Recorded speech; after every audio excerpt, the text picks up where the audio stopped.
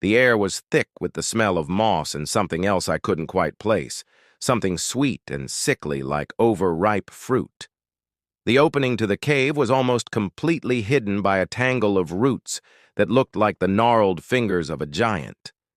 I shone my light into the black hole that was the entrance and waited for my eyes to adjust. All I could see were more fingers, this time ones that had been sharpened to points and were now scraping against the rock like fingernails on a chalkboard. I swallowed hard and stepped closer. I'd been exploring this part of the island for days, searching for a way out ever since I woke up here with no memory of how I got there or who I was. I'd found some strange symbols carved into rocks, some animal bones with strange patterns, and an old, rusted metal box that didn't open no matter how hard I tried. But this cave was something different.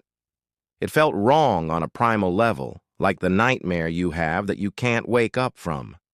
As I peered into the darkness, I heard a low growl that seemed to vibrate in my bones rather than my ears. My flashlight flickered, casting grotesque shadows that writhed and twisted like tormented souls. Then something moved in the gloom, something big. I stumbled back, knocking over a rock that sent a cascade of smaller stones tumbling down the hill. The noise echoed in the stillness, and I could have sworn that it grew louder with every second. Then I heard footsteps. Heavy, deliberate steps that seemed to come from somewhere deep within the earth itself. The sound stopped just before they reached me, and I strained to listen. A moment stretched into an eternity, and then I heard a voice. It was raspy and dry, like leaves rustling in the wind. "Who goes there?" I forced myself to take a deep breath and respond. "It's just me." I meant no harm. The voice chuckled, and it sounded like stones grinding together. "No harm?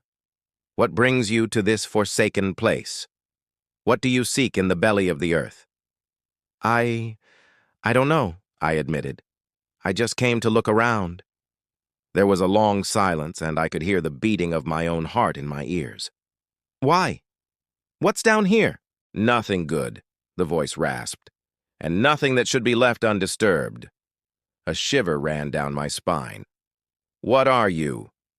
"Just an old hermit seeking solitude," the voice replied cryptically. "But you seek something too, don't you? I can sense it in your mind, the hunger for answers, for knowledge forbidden." His words echoed in my mind long after his voice had faded away. Forbidden knowledge. What did he mean?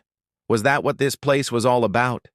Had I stumbled upon something I wasn't supposed to find? The questions spun in my head, and I knew I wouldn't find any answers until I went inside. Fear warred with curiosity, but the latter won out. I had to know what secrets this cave was hiding. Taking a shaky breath, I stepped over the threshold and disappeared into the darkness. I felt the weight of unseen eyes upon me, judging, scrutinizing my every move. I strained to hear any sound, to feel the slightest movement. But there was nothing. Complete and utter silence, broken only by the frantic beating of my own heart. Then I saw something. At first it was just a glimmer in the distance, but as I walked towards it, it grew larger, taking shape as a set of stairs carved into the rock. They spiraled downwards into the blackness, disappearing from view. As I stood there contemplating whether I should descend into the gaping maw of the earth, another voice echoed through the cavern. This one was soft and lilting like a siren's call. "Come, my child. It is time to come home." Home. Did she mean this place? Was this where I belonged? The thought both terrified and intrigued me. I wanted to run, to scream, to do anything but stand there frozen in fear. But my feet felt rooted to the spot and I couldn't move.